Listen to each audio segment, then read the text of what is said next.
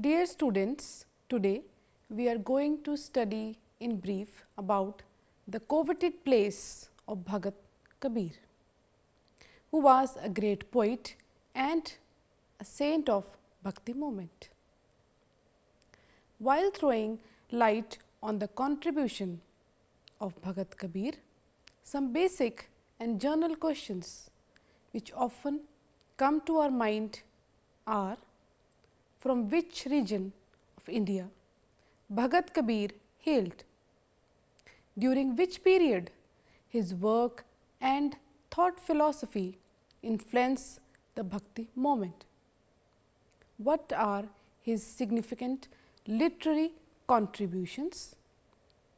His teachings are placed on which principles, and how he was instrumental in bringing about a change in the spiritual, philosophical and social perspectives of India during his lifetime. Of the religious reformers who followed the trail of Ramananda, simplifying and liberalizing his teachings and thereby making the Bhakti movement more meaningful and responsive to social urges. The greatest undoubtedly was Kabir. He was probably the most cosmopolitan of the Bhagats of medieval India. Macaulay says Kabir has written works which all religious denominations can accept, and which, if perused without bigotry, are advantageous for the salvation of all persons. Dedicated to steadfast utterance of God's name, he deemed worthless the rules of caste and the Hindu and Mohammedan religious observances. The name Kabir comes from Arabic Al-Kabir, which means the great, the 37th name of God in Islam. Kabir, the most radical disciple of Ramananda, gave a positive shape to the social philosophy of his illustrious teacher. He believed in formless God. He was the first to reconcile Hinduism and Islam. He preached a religious system strictly monotheistic, taught the absolute abolition of the caste.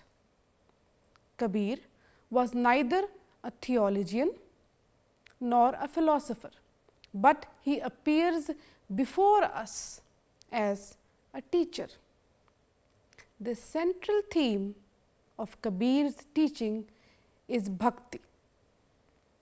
Kabir refused neither to acknowledge caste distinction nor to recognize the authority of the 6 schools of Hindu philosophy or the 4 divisions of life prescribed by the Brahmins.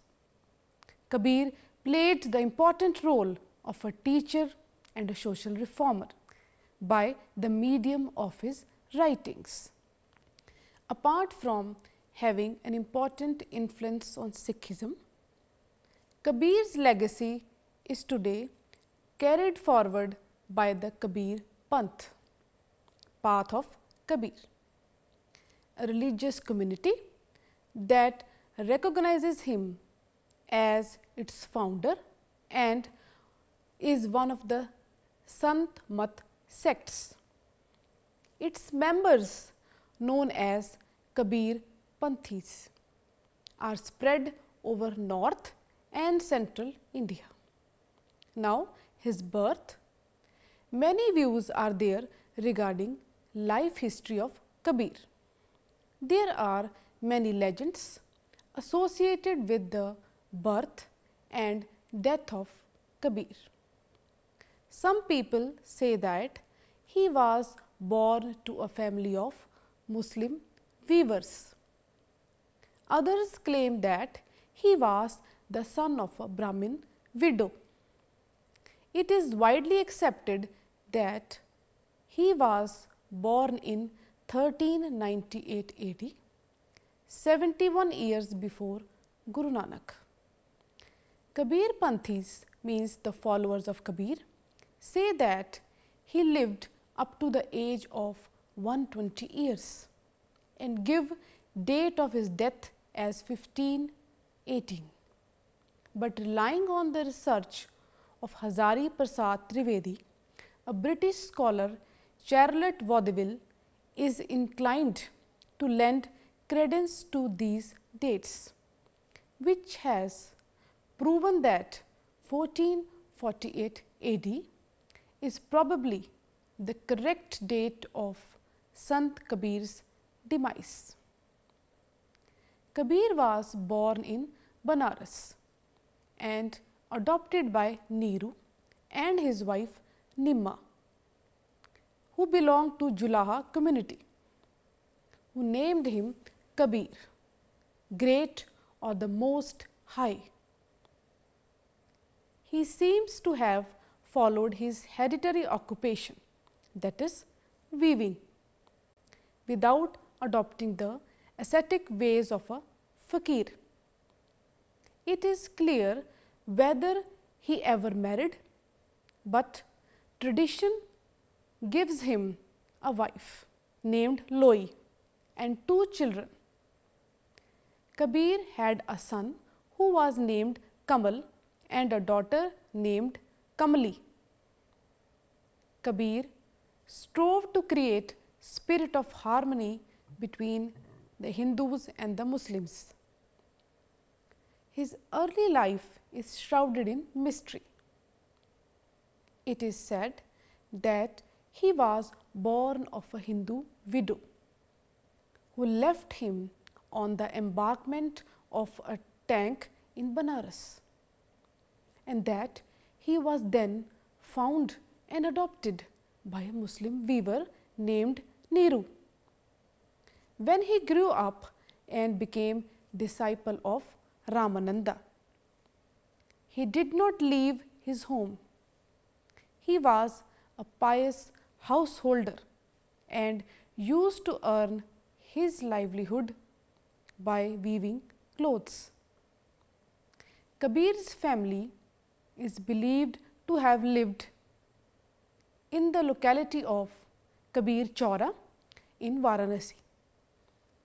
Kabir Math, a math located in the back alleys of Kabir Chaura, celebrates his life and times.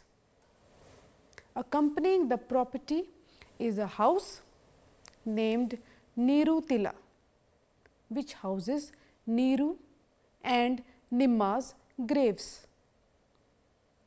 The house also accommodates students and scholars who lived there and study Kabir's work. The legendary version of Kabir's first contact with Ramananda is a curious one. Originally, Kabir hesitated to ask Ramananda to adopt him as his disciple due to the rigid caste system of the Hindus. Ramananda stayed in his cottage all day and only left it at about 3 o'clock in the morning to go down to the Ganges river to have a bath and perform his rites. Kabir had the knowledge of Ramananda's daily habits, and so he waited one night for Ramananda by lying on the steps of Panchganga Ghat. When Ramananda accidentally stepped on Kabir on his way to bathe, he uttered, "Utho, Ram ko Ram bolo." Rise up, say Ram to Ram. This became for Kabir the sacred mantra. Ramananda later gave him formal diksha and accepted him as his disciple. Now we are going to discuss the philosophy of Kabir. Kabir was influenced by the prevailing religious mood of his times, such as Brahmanic Hinduism, Hindu and Buddhist Tantrism, the teachings of Nath yogis, and personal devotionalism of South India, mixed with the imageless God of Islam. The basic religious principles he espoused are very simple. According to Kabir, all life is an interplay of two spiritual principles. One is the personal soul, means Jivatma, and the other is God, Paramatma.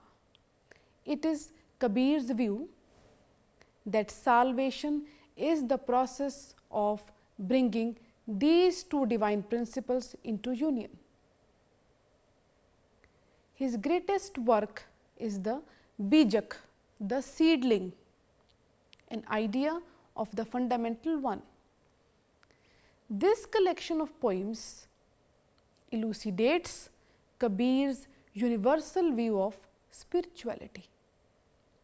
Though his vocabulary is replete with Hindu spiritual concepts such as Brahman, Karma and reincarnation.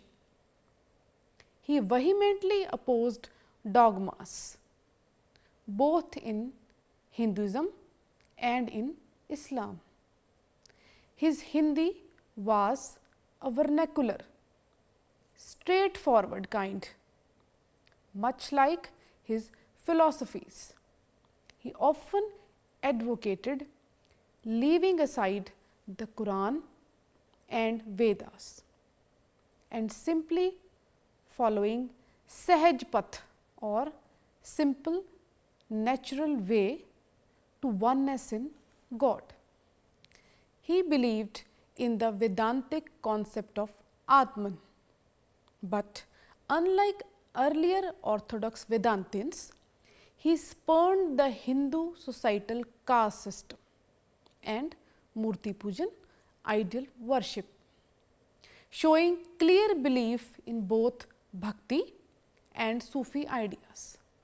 The major part of Kabir's work as a Bhakt was collected by the 5th Sikh Guru, Guru Arjan Dev, and incorporated into the Sikh scripture Shri Guru Granth Sahib. Now, we are going to discuss the poetry of Kabir. Kabir composed in a condensed and earthy style, replete with surprise and inventive imagery. His poems resonate with praise for the true Guru, who reveals the divine through direct experience and denounce more usual ways of attempting God union, such as chanting, austerities, etc. Kabir, being illiterate, expressed his poems orally in vernacular Hindi, borrowing from various dialects including Awadhi, Braj and Bhojpuri. Kabir's teachings are contained in his dohas, the devotional songs or bhajans of Kabir are called Kabir Doha. These dohas are in the form of short poems in the Bijak, the sacred book of the Kabir Panthis, the followers of Kabir. His devotional bhajans or dohas appealed most to the common men, Hindus as well as Muslims. A considerable body of poetical work has been attributed to Kabir. And while two of his disciples, Bhagodas and Dharamdas, did write much of it down, there is also much that must have passed with expected changes and distortions from mouth to mouth as part of a well established oral tradition. Kabir and his followers named his poetic output as banis, utterances. These include songs as above and couplets called variously dohas, shalok, Sanskrit salok, or sakhi, Sanskrit saksi. The latter term, meaning witness, best indicates the use that Kabir and his followers envisioned for these poems. As direct evidence of the truth, a sakhi is meant to be memorized. A sakhi is meant to evoke the highest truth. As such, memorizing, reciting and thus pondering over these utterances constitutes for Kabir and his followers a path to spiritual awakening. Now, we are going to discuss important features of Kabir's poetry. Kabir's poetry has ecstatic feeling and its rejection of both Hinduism and Islam in favor of a direct relationship with the divine. Kabir used many kinds of imagery to convey ideas of religious ecstasy, but very common among them are images of music, especially unstuck or unsounded music. Kabir pointed to the inward life of the mind as the source of contact with the divine. Kabir's thoughts on consciousness could express metaphysical subtlety. Now, we are going to discuss the teachings of Bhagat Kabir. The central teachings of Kabir are very simple. These are as follows. He laid stress on bhakti. He said that through bhakti or devotion, one would come nearer to God. One could be released from the cycle of birth and death only by sincere love and devotion to God, which he called bhakti.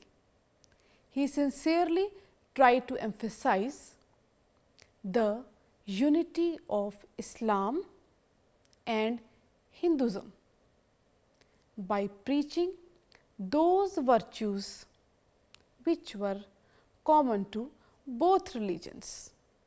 He made no distinction between Hindus and Muslims. To Kabir, Allah and Ram were but different names of the same supreme being. To him, Hindus and Muslims were pots of the same clay. According to Kabir, salvation could be attained by doing good deeds or by means of bhakti or sincere devotion to God. He did not believe in idol worship. He was also against the performance of rituals and superstitions or pilgrimage to the so-called holy places. Kabir denounced the caste system. He said there should be no discrimination on the basis of caste. He laid great emphasis on the equality of man.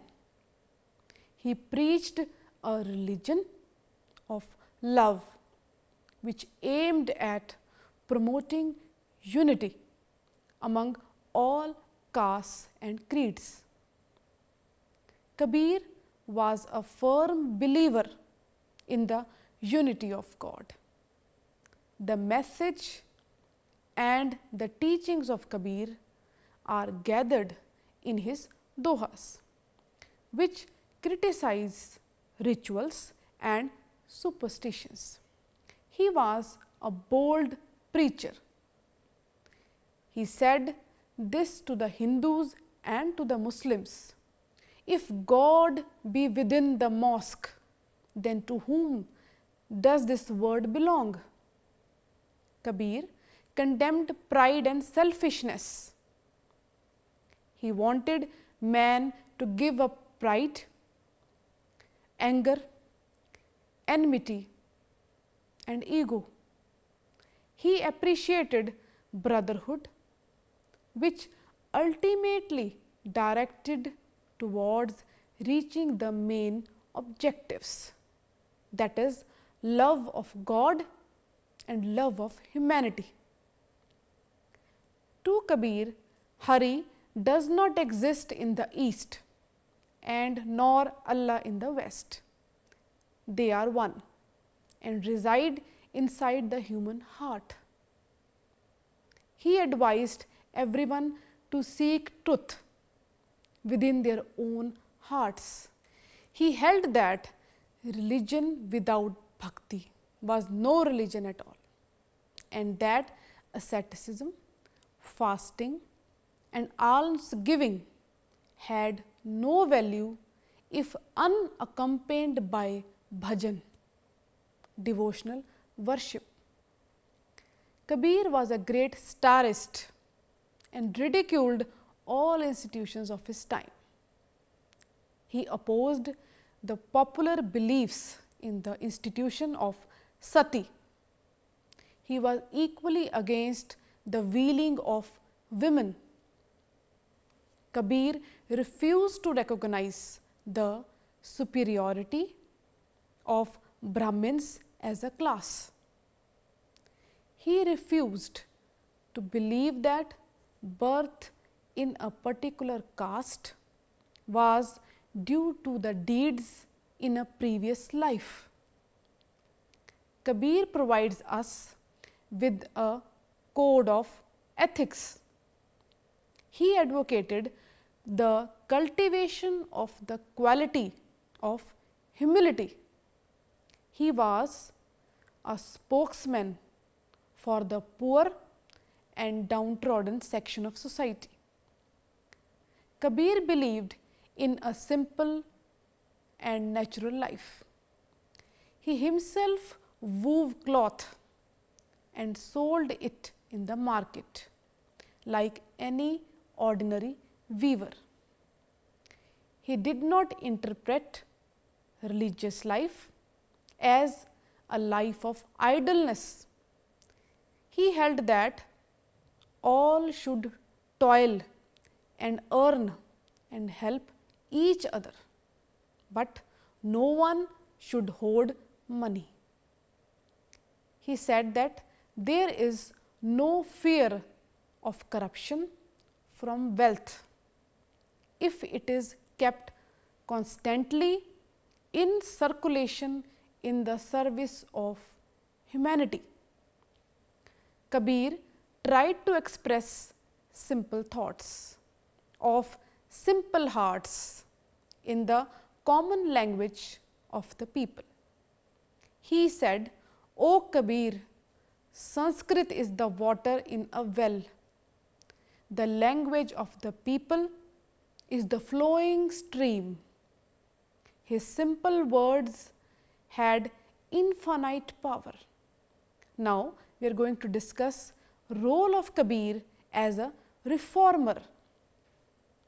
He was a master or Satguru of Surat Shabd Yog, Sant Mat Kabir Panth. He was a musician and a poet of Nirgun Bhakti, love and devotion for the one formless God. He was a great teacher of Eastern Gnosis, Gnosticism or mysticism. He was a peacemaker between Hindus and Muslims. He was a social reformer in India who denounced the caste system. He was thought of by many in Islam to be a Sufi master or Murshid. He was believed by Hindus to be one of the greatest poet mystics and Vaishnava devotees in the history of India.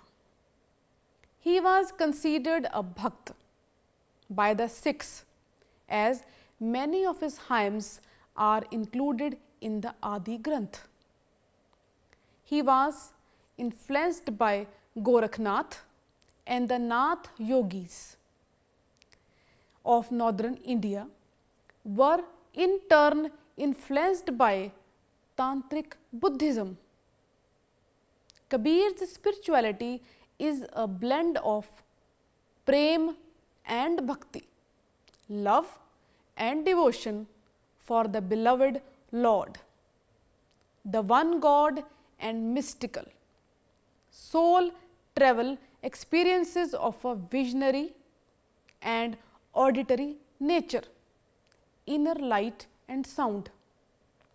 Now, we are going to discuss the legend regarding his last days. After Kabir's death, which perhaps occurred in 1880 at Maghar, Hindus and Muslims wrangled over Hyde dead body, with the Hindus wanting to cremate it. According to custom, while Muslims argued that he should be buried. In the midst of the argument, Kabir appeared in the air and told the disputants to pull back the cloth that covered him. They did so and found a pile of flower petals. The petals were divided, with the Muslims burying their half and the Hindus burning theirs. At the end, we conclude that going by the popularity of this great poet and saint, it is a fact that Kabir was the most eloquent and vibrant philosopher who penned down his thoughts full of deep wisdom and humanity in amazingly simple rustic language, which charmed a large number of people who were able to understand the real truth and strength of religion. His rich vocabulary and crafting of phrases picked from the lives of common man had a magnetic effect, and thus he was able to reach to such sections of society which were considered downtrodden, poor and neglected. His teachings are based on the equality of all mankind, and he emerged as a champion and torch bearer of the cause of humanism, spiritualism and uprighteous living. Thank you.